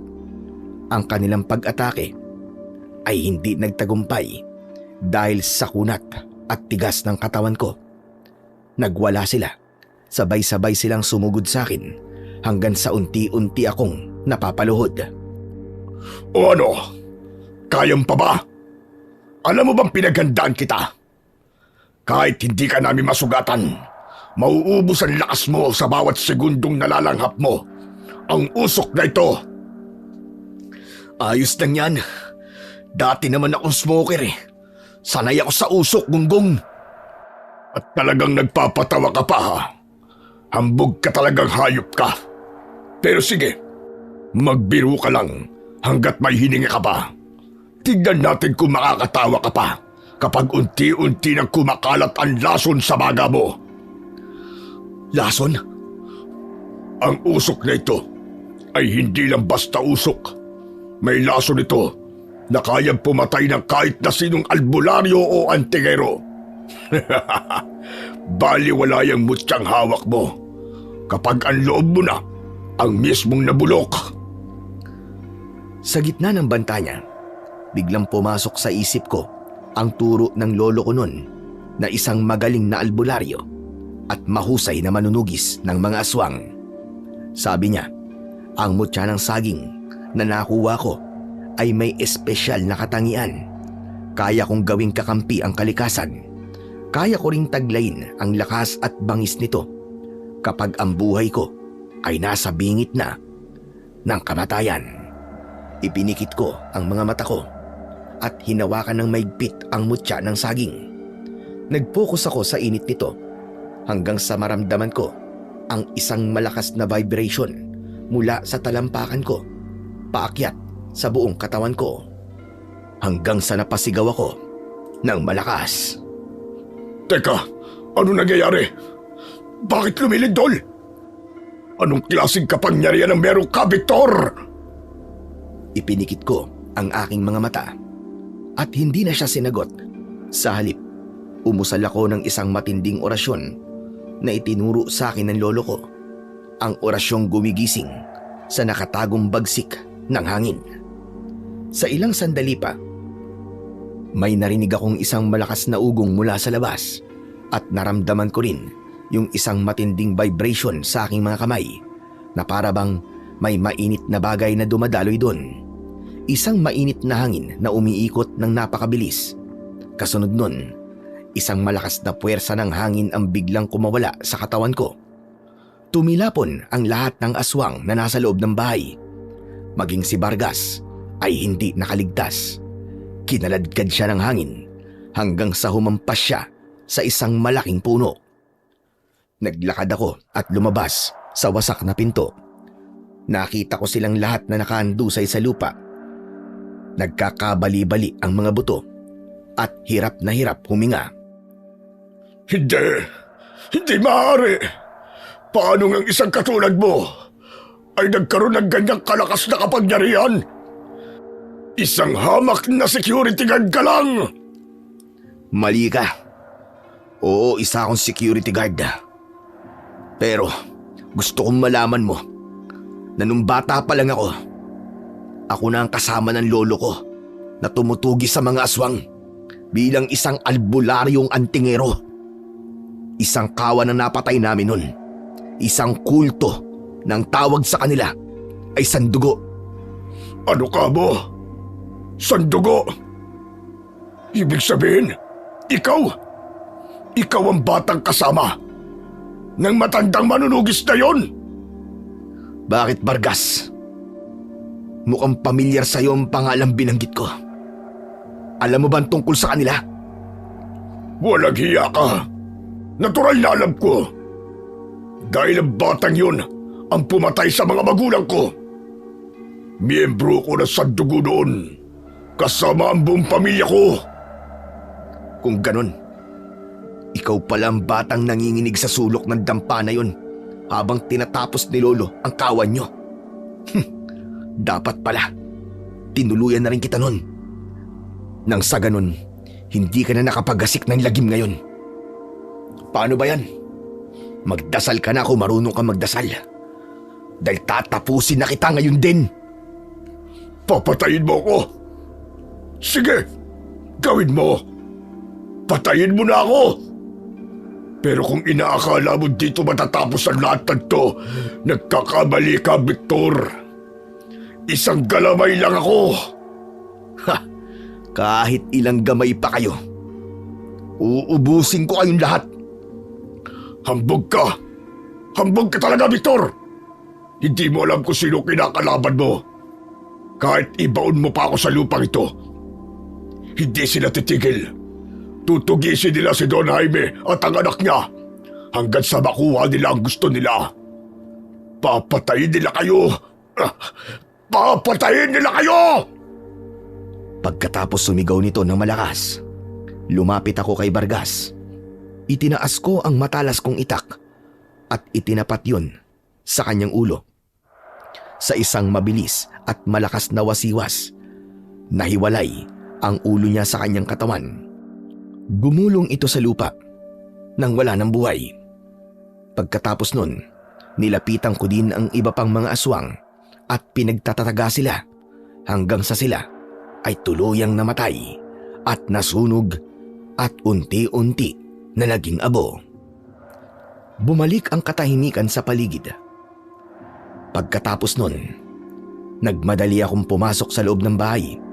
Nilampasan ko ang mga wasak na kagamitan at nilapitan ko ang sikretong pinto sa may kusina papunta sa basement. Tapos na, Jenny. Wala na sila. Ligtas na rito, lumabas ka na. Jenny! Narinig ko ang mahinang kaluskos mula sa ilalim, pero hindi bumukas ang pinto na natiling nakakandado. Victor! Sabihin mo, ikaw ba talaga yan? Oo, Jenny, ako nga to, si Victor. Wala nang panganib. Patay na ang mga aswang. Patay na silang lahat. Teka, kung ikaw talaga yan, anong password? Sabihin mo sa akin ang password. Napangiti ako ng bahagya sa kabila ng pagod. Kahit sa gitna ng takot, hindi nawala ang talas ng isip niya. Naalala ko ang biro ko sa kanya kanina bago magsimula ang kaguluhan. Teka, ang password? Ano nga ba yung sabi ko kanina? Okay. Ang password. Type kita. Narinig ko ang pagbukas ng kandado. Dahan-dahan kong ibinukas ang pinto. Lumitaw ang mukha ni Jenny. Maputla at hilam ng luha. Victor! Bigla siyang sumugod at niyakap ako ng maigpit. Ramdam ko ang panginginig ng kanyang buong katawan. Tana, Jenny. Sinasabi ko sa'yo, hanggat naririto ako, pinapangako ko, walang makakapanakit sa'yo. O paano, halika na. Kailangan na nating umalis. Bumalik na tayo sa papa mo. Hindi na kami nag-aksaya ng panahon. Inakay ko siya palabas ng bahay.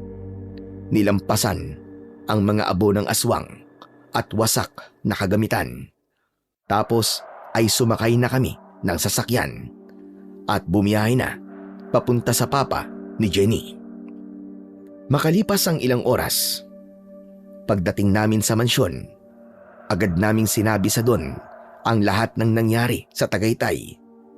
Dinala niya kami sa opisina para sa isang masinsinang pag-uusap. Don Jaime, ano ba kasi yung drive na hinahanap nila? Naalala ko ang sabi sa akin ni Vargas, hindi titigil ang mga kasama niya hanggat hindi nakukuha ang gusto nila. Ano ba yun? Ang drive na yun ay naglalaman ng mga pangalan, Victor. Mga negosyante, mga politiko, at ilang kaibigan, at mga mahahalagang tao sa lipunan.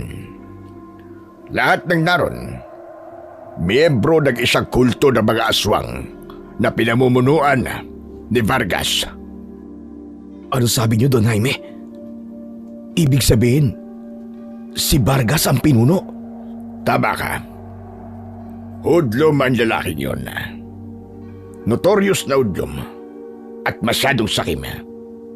Bumuo siya ng isang kulto at malaki na ito ngayon.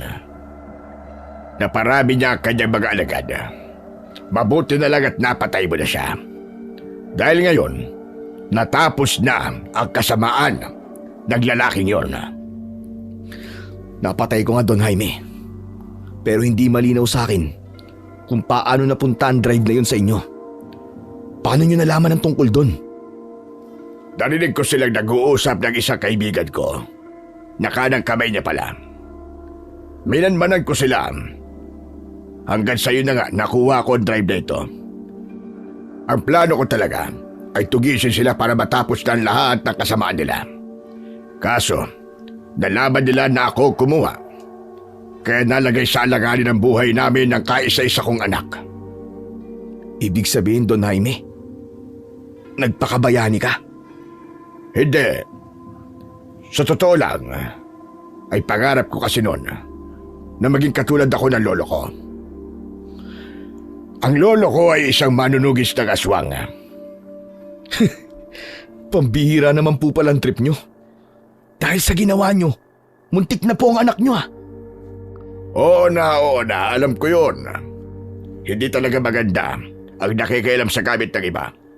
Pero mabuti na lang at dumating ka. Nandiyan ka para sa amin dalawa ni Jenny. Ikaw ang bayani namin.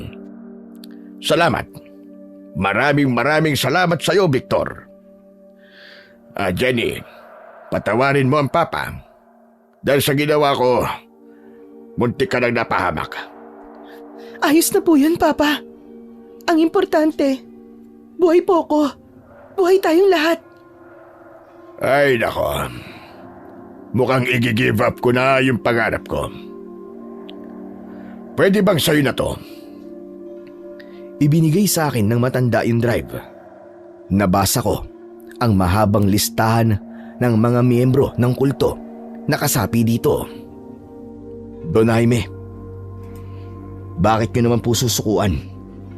Kung pwede naman po nating tuparin. Ano ka mo? Ano ang ibig mo sabihin? Gusto nyo po ba? Samahan ko kayong tugisin ang lahat ng ito. Ituloy natin ang plano nyo hanggang sa maubos ang bawat pangalang nasa listahan. Tutulungan ko po kayo na tugisin silang lahat. Dahil sa sinabi ko, tuwang-tuwa si Don Jaime. Nabuhayan siya ng loob dahil alam niyang sa tulong ng mutya ng saging at ng kakayahan ko, may pag-asa na kaming manalo. Bagamat tutol si Jenny sa balak namin ng kanyang ama dahil sa panganib, hindi naman niya kami nagawang mapigilan. Mula noon, hindi na lang ako basta bodyguard lang. Naging katuwang ako nandun sa pagtugis ng mga aswang na patuloy na naghahasik ng lagim. Sa tulong ng impormasyong nasa loob ng drive at sa kakayahan ng aking mutya, madali lang namin silang napuksa. Nang maubos na ang lahat ng nasa listahan, bumalik na ang tunay na kapayapaan sa buhay ni na Don Jaime at Jenny. At isang gabi, Habang nagpapahinga kami sa sala, biglang nagbiro ang matanda. Victor, umamin ka nga sa akin. Ikaw ba may gusto sa anak ko? Po, Don Jaime, bakit niyo naman po natanong ang bagay na yan? Alam mo kasi, tumatanda na ako.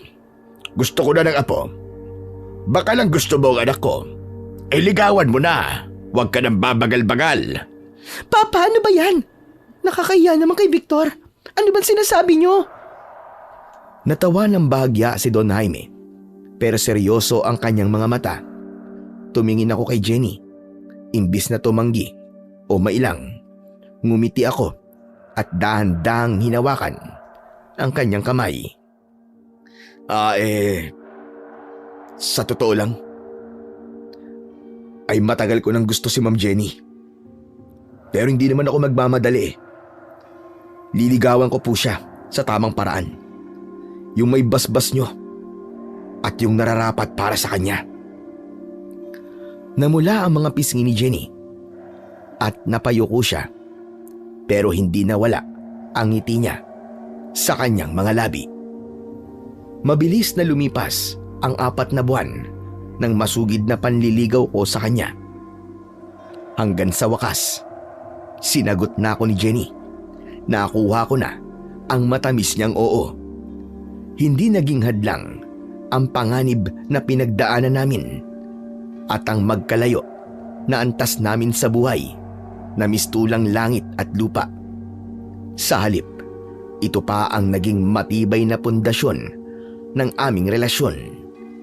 Hindi nagtagal, ikinasal kami. Biniyayaan kami ng isang malusog na anak na lalaki at ang batang ito ang naging bagong buhay namin at siya ring palaging kasama ni Don Jaime nang magretiro na siya sa pagiging negosyante. Si Jenny naman ang tuluyang humawak at nagpatuloy dito. Sa kanyang taglay na talino at kasipagan, lalong lumago ang mga negosyong ito na ipinamana sa kanya ng kanyang ama. At sa likod ng bawat tagumpay niya, naroroon naman ako, nakasuporta, hindi lamang bilang isang bodyguard, kundi bilang katuwang niya sa lahat ng bagay, bilang kanyang asawa. Hanggang dito na lamang po ang aking kwento, Sir Blair. Maraming salamat po talaga sa inyo at nabigyan po ninyo ng pansin ang kwentong sinulat ko. Mabuhay po kayo at more power sa inyong mga channel. Maraming salamat po sa walang sawang pagsuporta at pakikinig sa aking mga YouTube channel na The Voice Addict at mga kwento ni Apong Isaac. Huwag niyo rin pong kalimutang mag-subscribe at i-hit ang notification bell para sa mas marami pang makapigilininga na kwentong aswang at katatakutan mula sa mundo ng kababalaghan. Hanggang sa muli po at pagpalain kayong lahat ng ating Diyos na siyang pinakamakapangyarihan sa lahat.